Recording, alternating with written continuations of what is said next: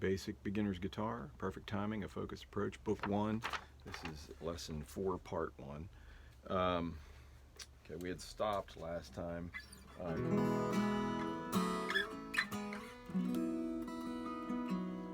We had played Fort Edie on page 21, and I was basically on page 22 going over the kind of critiquing the timing and then, of course, the notes. And so I think we had stopped on discussing measure 3, which was the same timing you probably noticed I wrote as measure 2, except that it was a D note instead of an E note, if you look back at page 21. Measure 4, you probably also noticed was exactly like measure 1, okay? So just a, whole note, measure 1, whole note, measure 4, okay? My page is out of order here. So page 23 was just, I'm going to let you kind of read over. I'm really just stressing that timing is so important.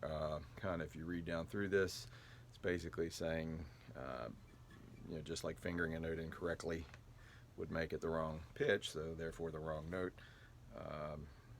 Playing the wrong timing of a written note also makes it a wrong, makes it a mistake, an error, okay? And I was just stressing here, as the saying goes, timing is everything. Heard that probably. And I go on down to say, maybe not everything, because obviously, again, the pitch, if it's wrong, is wrong. That's a wrong note. Just like if the timing is wrong, that's a wrong note. So say maybe adjust that to timing is almost everything. So make that a priority, and we're going to move on to reading and playing some more of this little song, 2 strings, 6 notes, page 24, and kind of just prepping you for that. We're going to learn some new notes on the B, the open B string, the high G, and the C on the B string, okay? So you can see where they are on the staff there on page 23. Assume you have this, let's see. There you go. Okay, the 3, and then how to play them down at the bottom of the page.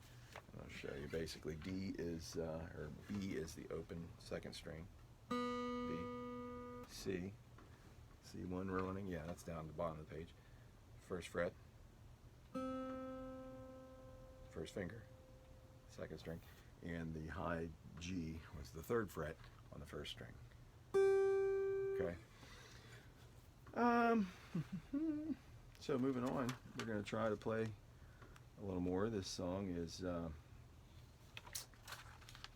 here are the notes you're going to use at the top of page 25, just kind of going over B, C, D, E, F, G, okay? And kind of showing where they are on the 2 strings, the 2nd string and the 1st string, and hence the name 2 strings, 6 notes, okay? So let's try it. I'm going to count it off. Ready? 1, 2, ready, play. 1, 2, 3, 4. 1, 2, 3, 4. 1, 2, 3, 4. 1, 2, 3, 4. 1, 2, 3, 4. 1, 2, 3, 4. 1, 2, 3, 4.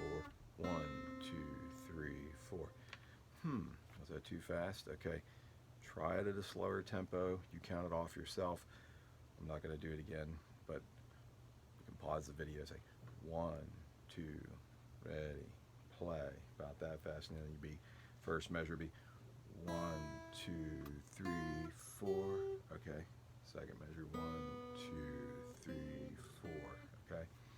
And so on. So you can do that, I'm sure, yourself. Let's see. Page 26, we got into, we were kind of prepping to, well, I'm just kind of saying, pretty good, did you pay extra close attention to your timing? But we're prepping here to play another one, Yankee Doodle, okay? Probably heard that one before, right? We're going to learn 2 more notes, a lower G. So this was a high G we just did for that song, but a low G, open 3rd string, or G string, okay? and then the same string, G, with the second fret, second finger, is A. Okay, and looking at page 26, you can see where they are on the staff and where they are on the guitar. So now that you know those, let's look at Yankee Doodle, right? Okay. I'll count this off. Might not go exactly how you know it, because as the songs are usually any songbook, they're kind of introducing you to concepts. The note types and all that play a role in this, but we're trying to make the song sound as close to what you may have heard. That's why I think it's sometimes good to learn with songs you've never heard, but this is one you may have heard. So here it is, Yankee Doodle count. 1, 2, ready, play. Okay. 1, 2, ready, play.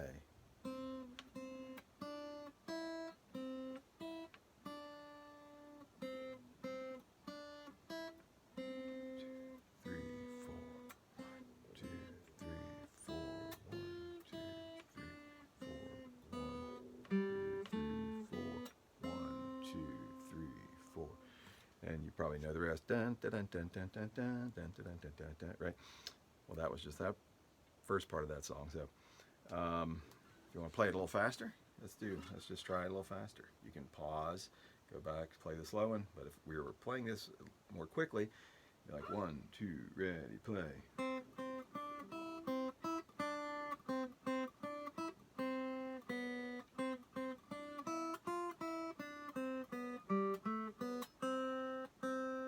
Okay.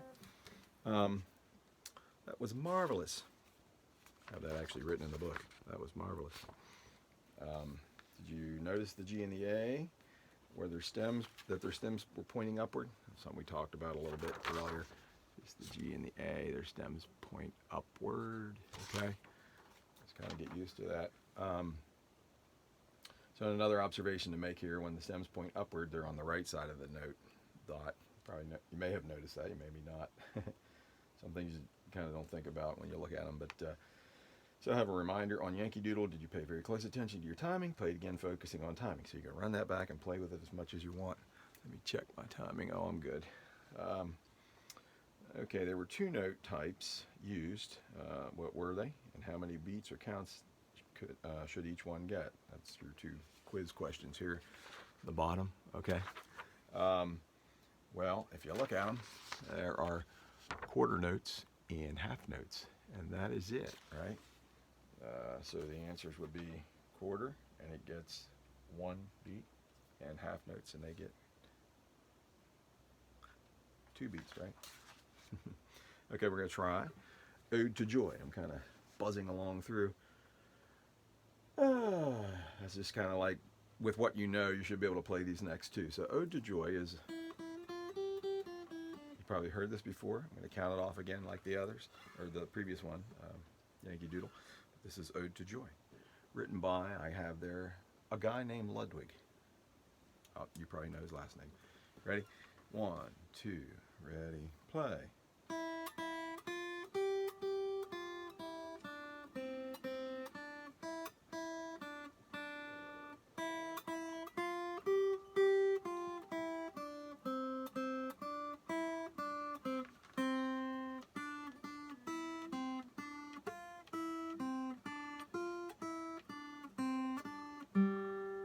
Last line.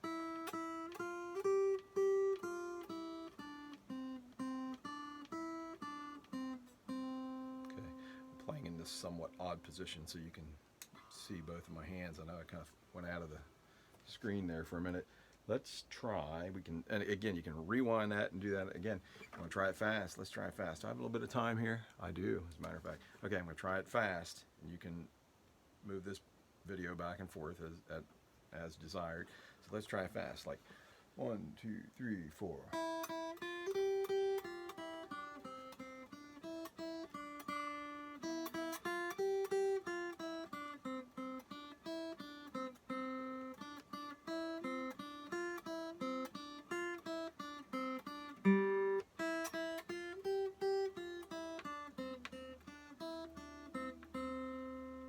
Okay, that's pretty fast. Practice it slow. Try to play it without playing along with me, just by reading. and then come back and try to play that where it sped up. Okay, now this next one, long ago. And hey, I've got some history in here. This song became one of the most popular songs in the United States by 1844. Also, it's the first song I remember ever learning to play with my very patient mandolin teacher, the late George Ott Sr. There's some trivia you didn't know probably. Written by Thomas H. Bailey in 1833, but I do remember learning this on mandolin. It's the first song I ever remember learning on anything. So here it is, and again, time signature 4/4, so count to 4. 1, 2, ready, play. Okay, 1, 2, ready. Well, let's get a little slower. 1, 2, ready, play.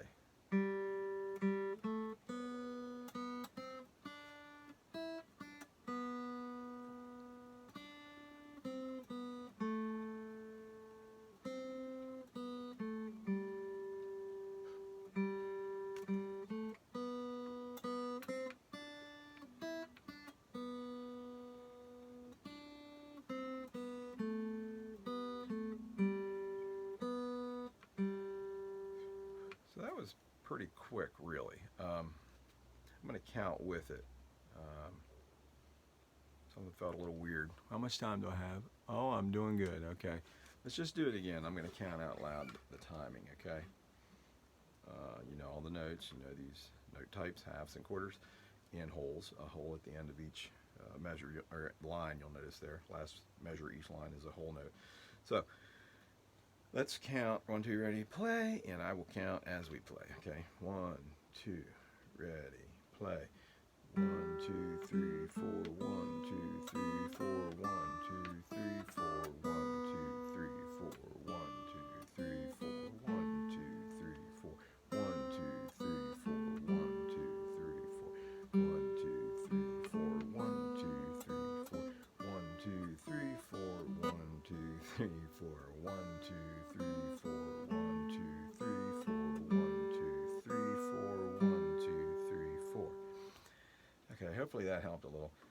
I made a mistake. Hey, teacher's not infallible, right? Okay, I'm trying to look at my time. Seem to have time left, so let's just read a little here, page 29. While we're here playing some songs using notes and various informations you've learned up to this point, let's try something fun. Uh-oh. I didn't pre-read this, so I'm flying solo here on this. But if you look way back on page 8, where we learned about the treble clef, you'll see that I briefly mentioned the bass clef. This thing, okay? That little guy there. All right. Hopefully you're reading along. And that it was normally used in piano music to show what the piano player's left hand should play, which it is. So piano music usually has 2 5-line staffs, or as I noted there, sometimes called staves, tied together like this, okay? And they're kind of tied together, and you have treble clef and bass clef, okay? A little bit different from the 2 connected staffs or staves in piano music that use the curved line there, the kind of, well, I'm going to call it that because I would normally call that a bracket, but it's not.